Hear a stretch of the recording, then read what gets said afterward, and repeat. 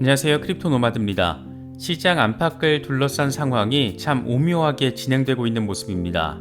미국 고용지표가 생각보다 훨씬 좋은 것으로 나타나면서 여러 사람들의 머리를 복잡하게 만들고 있습니다.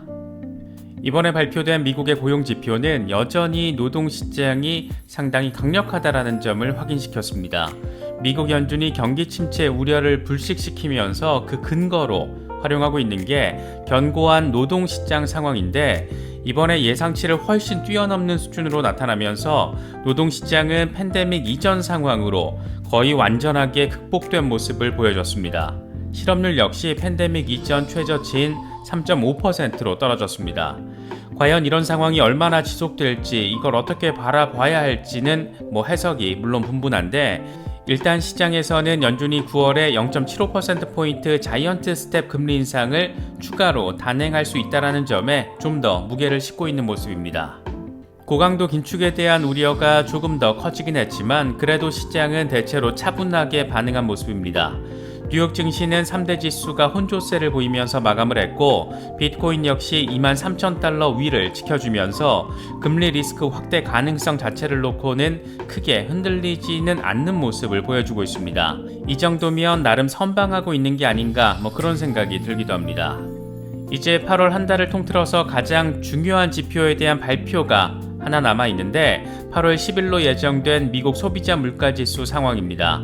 인플레이션 상황을 가장 직접적으로 보여주는 것이기 때문에 이게 어떤 흐름을 보이느냐가 9월 FOMC의 판단의 결정타가 될 가능성이 상당히 높습니다. 그래도 지금 상황에서 조금은 다행이다 싶은 것은 무엇보다 미국 CPI 상승에 있어서 가장 큰 역할을 했던 이 에너지 인플레이션이 소폭이나마 완화될 가능성이 커졌다는 점에 자리하고 있습니다. 예상대로만 나와준다라면 시장은 다시 한번 안도 랠리를 벌일 가능성이 존재합니다. 온체인 데이터상으로는 여러가지 긍정적인 지표들이 잇따라서 포착되고 있습니다. 약세장 분위기가 상대적으로 완화되는 상황을 보여주기도 하고, 비트코인과 이더리움의 가격 회복 가능성을 보여주는 데이터들도 잇따라 공개됐습니다. 올해 들어서 시장이 크게 요동치면서 가격이 많이 폭락했지만 비트코인 유통 공급량의 65%는 1년 동안 움직이지 않은 것으로 나타나기도 했습니다. 호들러들은 아주 단호하게 홀딩하고 있다는 것을 느낄 수 있는 부분입니다.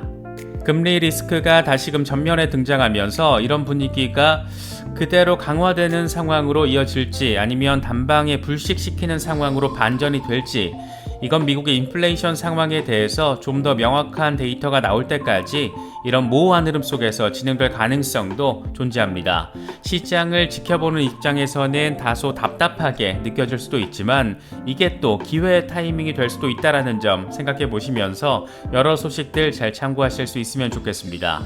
본격적인 시작에 앞서서 좋아요와 구독 또 알림 설정 꼭 부탁드리겠습니다. 영상 제작에 아주 큰 도움 된다는 말씀 함께 드립니다. 그럼 시작하겠습니다.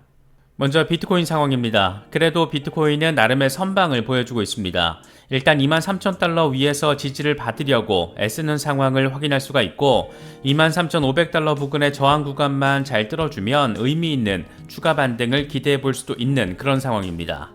공포 탐욕 지수는 하루 전과 동일한 31을 기록하면서 공포 단계가 이어지고 있습니다. 비트코인 도미넌스는 소폭 하락했는데 41%대 초반에서 횡보하는 모습을 확인하고 있습니다. 비트코인의 흐름과 관련해서 코인텔레그래프의 기고가 라케시 우페드히에는 곰 세력은 비트코인을 20일 지수이동 평균인 22,630달러 아래로 하락시켰지만 더 낮은 수준을 유지할 수는 없었다. 이건 황소 세력이 공격적으로 방어했다라는 것을 의미한다라고 진단했습니다. 그러면서 20일 지수이동 평균이 점진적으로 상승하고 있고, RSI 역시 플러스 영역에 있어서 구매자들에게 조금 유리한 상황이다. 22,630달러에서 상승할 경우에 황소 세력은 24,668달러 오버헤드 저항까지 밀어붙이려고 할 것이다.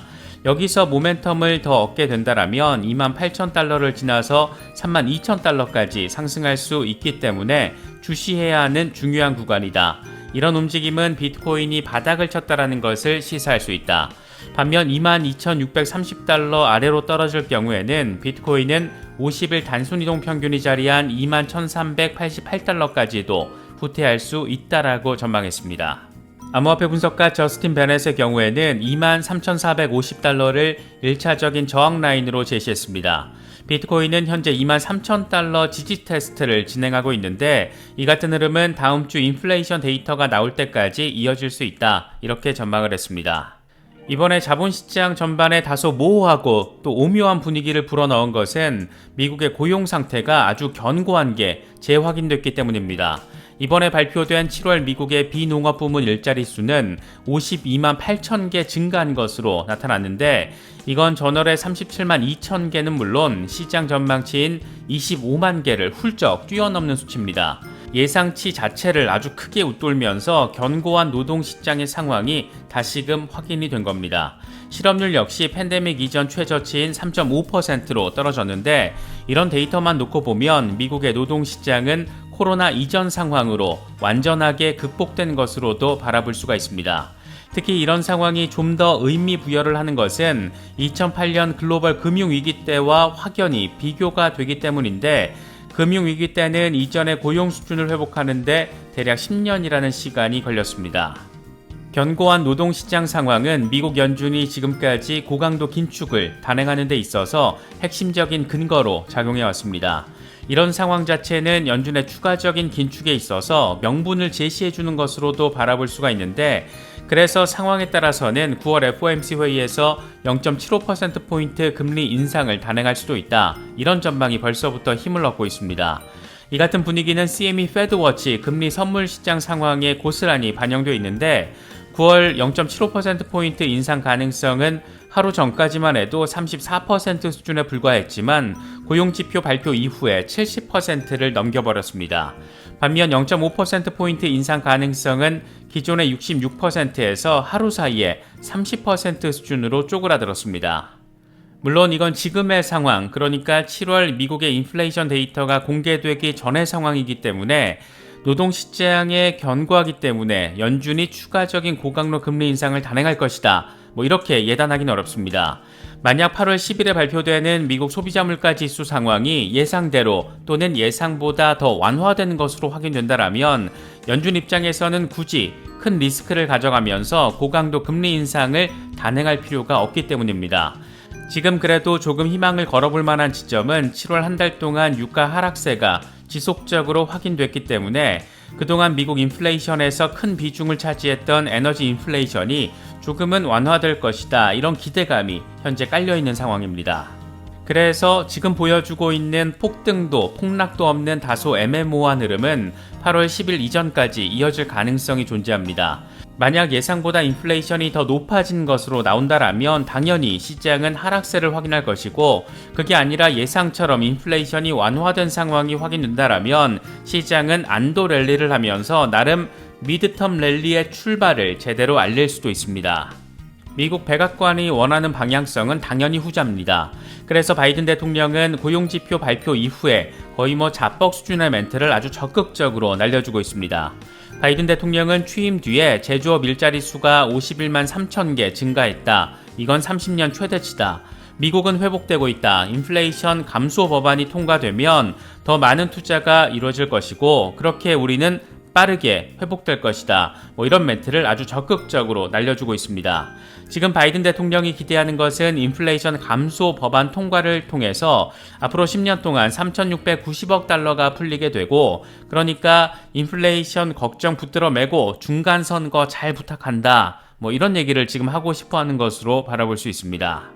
거시경제의 흐름과 관련해서 기대 포인트가 존재하는 이런 몇 가지 상황들이 자리한 가운데 암호화폐 시장의 내적 상황을 보여주는 온체인 데이터들도 몇몇 긍정적인 것들이 포착되고 있습니다. 먼저 비트코인의 90일 풋콜 스큐가 계속 하락하면서 옵션 시장에서 비트코인 약세 분위기가 완화되고 있는 것으로 나타났습니다. 풋콜 스큐는 콜옵션 대비 풋옵션 구입 비용의 차이를 측정하는 것인데 이게 하락한다는 것은 콜옵션 수요가 늘어난다는 것, 그러니까 강세 베팅 비중이 커진다는 것을 의미합니다. 다시 말해서 앞으로의 가격 전망을 긍정적으로 바라보는 투자자들이 이전보다 더 늘었다는 점을 보여주는 겁니다. 과연 지금 비트코인이 바닥을 찍은 것인가? 이런 질문에 대해서 나름의 상황적 요인을 제공해주는 부분이기도 합니다. 보유 기간 대비 수익률을 가리키는 SOPR 지표가 가격 회복 신호를 보내고 있다는 점도 긍정적으로 해석되고 있습니다. SOPR이 1보다 높으면 수익 상황을 의미하고 이게 1보다 낮을 경우에는 손실을 의미하는데 현재 비트코인의 SOPR은 1 돌파를 시도하고 있는 상황입니다. 이와 관련해서 글래스노드는 대체로 시장은 탈출에 필요한 속도에 도달할 때까지 몇 차례 시도를 필요로 한다. 이상적인 강세 시나리오는 이를 상향 돌파한 뒤에 이 레벨을 지지 테스트하면서 지지세를 확인하는 것이다. 이렇게 밝혔습니다. 비트코인 SOPR은 지난 6월에 한번 이를 넘어섰지만 이후 지지에는 실패한 적이 있습니다. 다행스럽게도 이더리움의 경우에는 SOPR이 이를 넘어선 뒤에 현재 지지 테스트를 진행하고 있습니다. 이와 관련해서 지크립토는 이더리움이 머지않아서 숲에서 빠져나갈 가능성이 있다라는 것을 보여주는 고무적인 신호다. 이렇게 평가를 했습니다. 이더리움 지분증명 전환이 이제 코앞으로 다가오면서 그만큼 이더리움 가격 상승과 관련한 지표 역시 호조세를 보이고 있는 것으로 바라볼 수가 있습니다. 이더리움 지분증명 전환과 관련해서 요즘 뜨거운 감자가 된 것이 바로 기존의 이더리움 채굴자들이 어떤 결정을 내리느냐 하는 부분인데 이더리움 클래식 채굴로의 이전을 선택할지 아니면 일부 채굴자들의 주장처럼 새로운 채굴 이더리움으로 포크가 될지 아니면 지캐시 등 다른 채굴 프로젝트로 이전이 이루어질지 지금으로서는 크게 세 가지 상황이 거론되고 있습니다. 이와 관련해서 암호화폐 데이터 분석 기업인 메사리는 이더리움 채굴자들이 이더리움 지분증명 전환 이후를 대비하고 있다. 이더리움 머지를 앞두고 채굴자들이 이더리움 클래식으로의 리디렉션 등을 고려하고 있는데 일부 기업들은 머지가 실패할 가능성도 있다라고 평가하고 있다. 이렇게 설명을 했습니다. 개인적으로는 새로운 채굴 이더리움으로 포크가 이루어진다라고 해도 이게 과연 투자자인 우리에게 어떤 이득을 주는 것인가?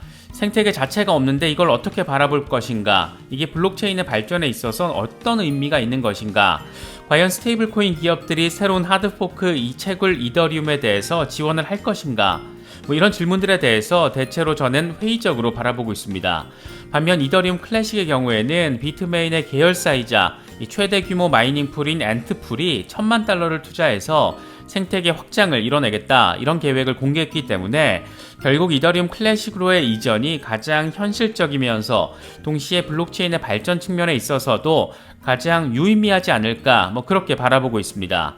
현재 이더리움 클래식의 시세 전망을 놓고 참 말들이 많은데 이건 결국 판단의 문제인 것 같습니다. 저처럼 생각하시는 경우라면 추가 홀딩을 이어가면 되는 거고 그게 아니라면 지분 증명, 이 전환 효과 약발 다 한 것 같다. 큰 자금도 다 빠져나간 것 같다. 이런 관점이라면 그냥 매도해버리면 되는 것 같습니다. 이 상황에 따른 대응 잘 하시되 최선의 선택 내리실 수 있으면 좋을 것 같습니다. 이번에 준비한 영상은 여기까지입니다. 영상이 도움이 되셨다면 좋아요와 구독 또 알림 설정 꼭 부탁드리겠습니다. 영상 제작에 아주 큰 도움 된다는 말씀 함께 드립니다. 언제나 성투하시기를 기원하겠습니다. 시청해주셔서 감사합니다. 지금까지 크립토 노마디였습니다.